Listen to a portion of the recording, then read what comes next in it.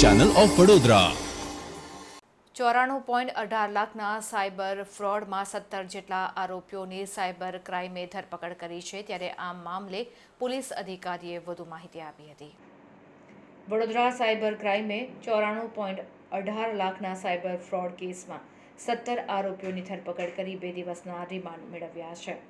વડોદરામાં સનફાર્મા રોડ ઉપર વેદાંત ડુપ્લેક્સમાં રહેતા મૂળ આંધ્રપ્રદેશના બેડુદોરી અગાઉ ખાનગી કંપનીમાં નોકરી કરતા હતા। જો કે કોઈ કારણથી તેઓએ નોકરી છોડી દીધી હતી। તેઓએ ગત તારીખ 30મી માર્ચે સાયબર ક્રાઇમ પોલીસ સ્ટેશનમાં ફરિયાદ નોંધાવી હતી કે 16મી જાન્યુઆરીએ ફેસબુક પર શેર માર્કેટમાં ઇન્વેસ્ટ કરી રૂપિયા કમાવાની જાહેરાત જોઈને તેના પર ક્લિક કરતા મને એક વોટ્સએપ ગ્રુપમાં એડ કરવામાં આવ્યો હતો। ત્યારબાદ તેઓની સૂચના પ્રમાણે મેં અલગ અલગ કંપનીઓના અકાઉન્ટમાં કુલ રૂપિયા 94.18 લાખ જમા કરાવ્યા હતા, જેની સામે 11.26 કરોડનું બેલેન્સ પ્રોફિટ સહિત બતાવતું હતું। મારે રૂપિયાની જરૂરિયાત હોવાથી રૂપિયા વિડ્રો કરવાની કોશિશ કરતા થયા ન હતા।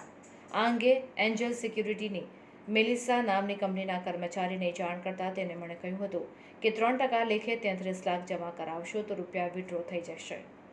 એટલે મને શંકા ગઈ હતી। આ કેસમાં સાયબર ક્રાઇમ પોલીસે વડોદરાના જ 17 આરોપીઓની ધરપકડ કરી છે।